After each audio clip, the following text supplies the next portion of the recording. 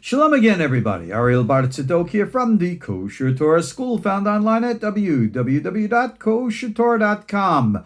Bringing to you today's daily lesson in the Sefer Yetzirah. We are in lesson 61. And of course, we dedicate these classes to the safety, the health, well-being, and prosperity of everybody around the world facing the trials and tribulations that we are today in these most unusual times. But anyway, we are now concluding in this lesson, chapter 3, our discussions and teachings about the Emesh. And, as we always say in Hebrew, Ha'aharon Haviv, which means I saved the best for last. As you're going to see.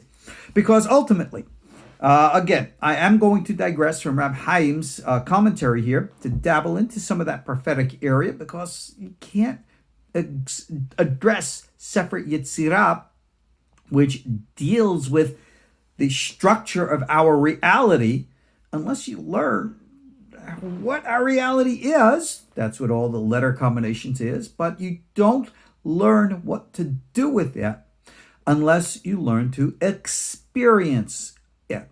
And I always, I yell and scream like from the mountaintop, metaphor here. Tell people that, you want to study mysticism and Kabbalah and all that. That's all well and good. But for what the rank and file are doing today and have been doing, unfortunately, for centuries, is all metaphysical philosophy. I studied like that myself for literally decades. Cool and groovy. It's great stuff. It's a good foundation. But think of it as being two-dimensional, just like this. You're going like this, you're going like that, but you're never going up. You're never making aliyah. That requires your third dimension. Third dimension, what do we learn? Space, time, and consciousness. Consciousness is your thoughts, your mind. But we have such a infantile understanding of this that it's wonder why we get nowhere. If you remember in previous classes, I used Reb Chaim's concepts of what we called mochim, about how you have the, in quote, 6 sefirot of Zer Anpin, which is the male face, and how it has to become a complete partsuf of 10 sefirot. So it has to bring down its, in quote, mochim brains. And the bringing down of the mochim brains, which is called its tselem, the image of God, comes in 3 different ways, or if you will, 3 different levels. We called it the pregnancy, which is the concealed, infancy, the materialization at the smallest level, and then adulthood, gadlut. But this is a process.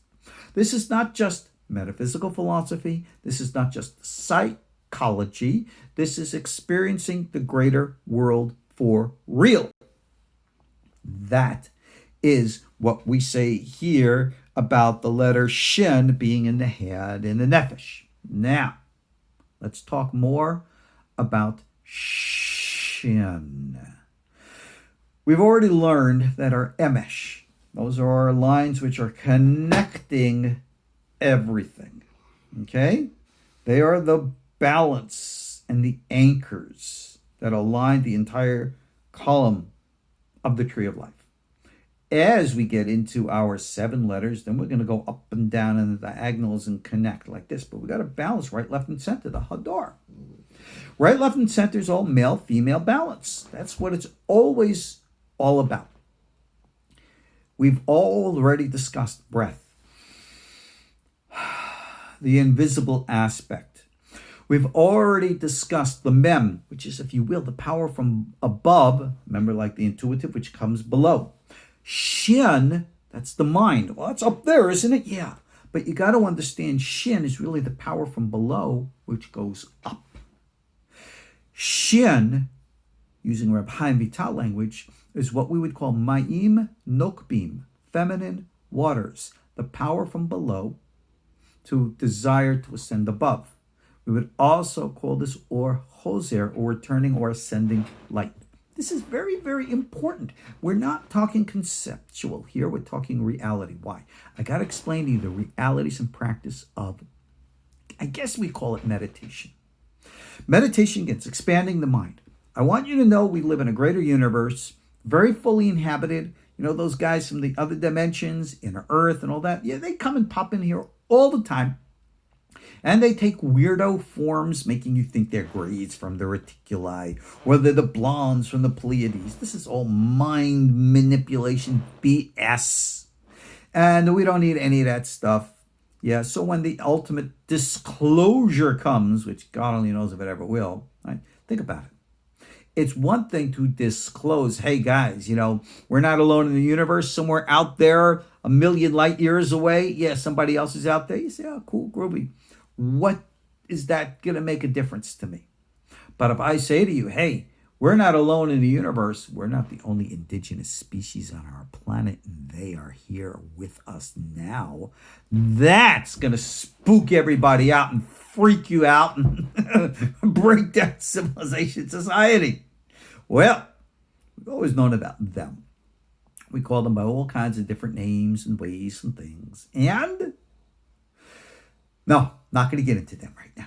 You go into my stuff on YouTube, check out KosherTorah.com. You'll see my talk all about that stuff. Aliens, angels, and demons. I wrote a whole book on it. All right? My focus now is not to get you to look over there, but to look in here. Shh. Don't we use that to say silence? Shh. But shh is not really quiet now, is it? It's fire. It's crackling. What does fire do? Fire doesn't burn and destroy, it transforms. So your Shin consciousness is your female source from which ascent begins. Female, remember, Kabbalah language, Malkhut. Malkhut's at the bottom. We got to go up. You get to the bottom, you go up. Shin is female consciousness. Female consciousness begins with the Sefer Binah. That's why, again, Shin is the line between Chokhmah and Binah. Binah consciousness is your rational intellect. All right, thinking right now. You and I are communicating using our Binah consciousness, our Shin mind. It's female. What does that mean, female? Stop thinking women, ladies, sorry. Female is the Beit Kibul, the receptacle. It's at the bottom of the ladder. Well, it's really a low position. No, it's not. It's the anchor which grounds everything. Why do you think the Bible says it's not good for a man to be alone? He needs his wife, who is called in Hebrew an Ezer Kenegdo. Curious language. The English always translates that as a helpmate, right? No. Ezer, help, Kenegdo, opposite him. The rabbis say, I think Rashi says, all right, that what does it mean? That when a man is worthy, his wife is a helpmate. When he's unworthy, she opposes him. And we see that through biblical example of the patriarchs and the matriarchs. Fine. Learn from this. Every man who's ever been married knows his wife, God bless, the most beautiful, loving creature he's ever known and had in his life. But the wise words of William Shakespeare, hell hath no fury like woman scorned. A man knows. He doesn't mess with the missus. All right? Man knows. A real man knows. Big tough guy knows. Who really runs the roost? The wise woman. Look at the woman of valor, Proverbs 31. All of this is important to understand female consciousness. The Beit Kibul, the receptacle, Malkhut, the anchor, the Shekhina, the divine presence. Remember, the divine presence, the image of God on the Ark of the Covenant, female, not male. Don't argue whether she had blonde hair, black hair. Come on, it's all symbolic image. Female, receptacle. What is the one thing God always says over and over and over and over again in the Bible, right? You have to be slaves to God. All right, I'm going to bow down and I'm going to serve God. That means I'm going to serve the religion and do all kinds of wild, weird, crazy things in the name of religion. Oh, please, God, don't interpret it like that. We don't want people doing wild, weird, and crazy things in the name of religion. We have all too many religious weirdos and religious, extremists out there who really got to be, addressed. No, that's not what it means. Surrender to God. All right? This is why we're called an Eved to Hashem.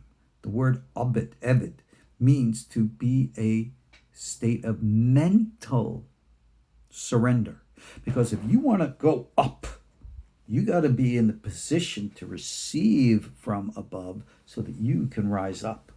It's the cycle, all right? If you're here on the circle, you got to go up. Now, you can go up either way, but up is the direction. But you got to start from where you're at. That's female consciousness. Notice in our civilization, pretty much throughout, men, male of the species, have always abused in the most horrific, terrible ways the female of the species. It still goes on every day. We all know it. Even a lot of modern feminism is actually abuse of the female. Why? Because a woman in any society is not meant to be a man. She's meant to be a woman. Oh, that means she's supposed to be in all those traditional roles? No. Go read Proverbs again, 31, woman of valor. A woman, female, obviously in the social sense, equal to a man in every size, shape, and form, but still different. I don't know any woman who would ever disagree with that. But anyway, I don't want to get sexist and political or any of that kind. Let's just stick with Shin consciousness. It is a state of receptivity. The receptivity begins realistically and practically with the intellectual mind called the Sefer Binah, wherein which you are opening your mind to all kinds of ideas, all kinds of thoughts, all kinds of potentials, and you're looking to say, okay, what could I do with all of this? That is what we've called the permutations or the tzirufim. Remember that we used the language tzarafan ze b'ze. We merge this with that. This is the secret of how you realistically and practically do this. In Kabbalah speak, prophetic speak, meditation speak, we call this hitbonenut, contemplative meditation. It requires the open mind, the receptive mind, not you imposing on it, but you looking to explore. As you look to explore, activating in your back of your mind, your unconscious, will come that chokhmah, that intuitive side, like sexual energy. It will enliven the female and allow your mind to expand and grow into the imaginative. That goes back to the sechel tenuda, oscillating consciousness stuff that we spoke of in the first chapter. But everything begins with female consciousness. And because our societies have been so radically abusive of everything feminine, look at the horrible way we treat our planet Earth, our mother. Yeah, Mother Earth. This is a Torah concept, Shekhina. And yes, the Earth as a planet is a living, vibrant, conscious entity, female. That's why we bond with her through our, in quote, inner femininity. That is the receptivity, the surrender that we endeavor to do in that state of Malkhut. And that's the only way to ascend. As long as we are an abusive form to the female in our human species, female in our world, right? And now, with all of our shifting of our normal connections with time, used to be that we were connected with the natural cycle. You got up in the morning, you went to bed at night. Now everything's all flipped around. We are comprehensively abusive to the female. In space, abuse of our mother. In time, abuse of the clock. And consciousness, or abuse of women in our society. This all needs to be fixed, changed. How? Look at the 101 ways that we really need to address these things politically, socially, etc., and so on. But again, this is just the extraction from the source. The real way that we need to focus is internally. We are never going to address external problems before internal contemplation, hitbonenut. And that's where we all need to start. Shin, female consciousness. Being receptive, surrendering, and that is how, unquote, Za, the higher, unquote, man, receives his nok, female. In other words, the proper vessel for the receptivity. Think of this as like Za, and this is Malkhut. They go hand in hand like that. Now, in our Torah, Jewish way, we actually have a physical aspect of how this is done. And that is for the male of the species to bound himself in surrender to the word of God, in literally physically wrapping it onto your body in what we call tefillin. Tefillin, those little phylacteries, you see the leather boxes. If you don't know what they are, go Google it. It's easy to find out. But you'll see something very curious. On the tefillin that you put on the head has the letter Shin. Now, the knots of how the leather straps are tied are said to form a letter Dalet or a letter Yud, forming God's name Shaddai. But the only time we actually have an etched letter is the letter Shin. And that's on the head, corresponding to exactly what I've said. Now, this is also the underlying psychic or Kabbalistic reason why women, if they wish to wear tefillin, may, but they don't need to. Because the man is acting out this archetype to embrace his inner femininity. That's really what tefillin is all about. Ladies, with all due respect, I don't think you need to embrace your inner femininity because you're externally feminine. And for those who think that they're going to wear tefillin because they want to be like a man, oh, please, ladies, you don't want to be like a man. Trust me, you don't. All right? Be who and what you are and be proud of it, and you will find yourself closer to God than any male of the species. But that's besides the point. Hey, did you ever notice something curious about the letter Shin on the tefillin? There are two of them. Well, one on one side has our traditional 3 prongs, which we've been talking about. But that other side has a 4-pronged Shin. Because remember, we're talking in the book of formation, working in this world, which is 3-dimensional. But there's that higher dimension, remember, that's just above? Can't access it in here, but it's still there, the 4-pronged Shin on the other side of the tefillin. So this is how and what we need to focus on. As we conclude now this 3rd chapter, and we're talking about the balance. This is a vital, essential practice, not just lesson, practice, that we put into effect so that when we go now into chapters 4 and 5 and deal with the 7 doubles and the 12 elementals and their correlations to elements in emotions and personality and in astrology and in biology, that we have the foundational point of reference, the state of mind, that we know how to approach these things meditatively. Reb Chaim deals with these things in a wee bit different way, but that's fine. But if you really want to do things and quote right, that's the way you got to do it.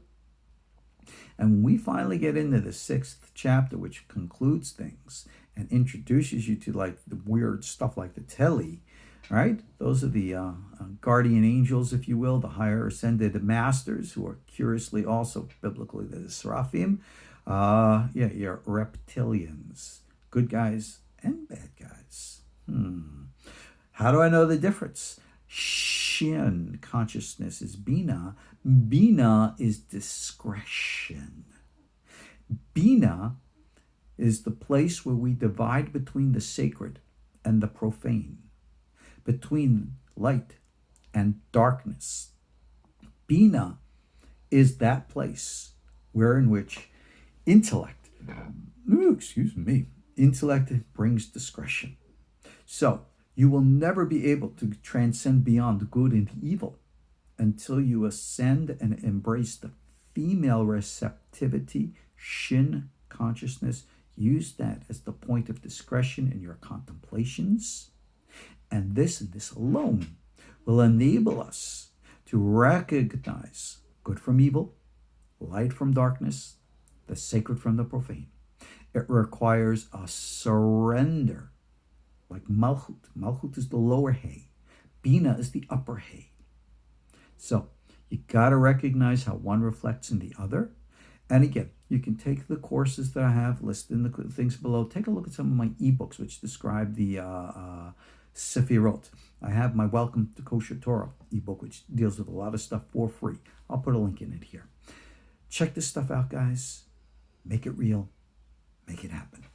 I'm Ariel Tzadok from the Kosher Torah School, KosherTorah.com, telling you, Tikkun Shekhina, rectification of the feminine, that is Shin Consciousness.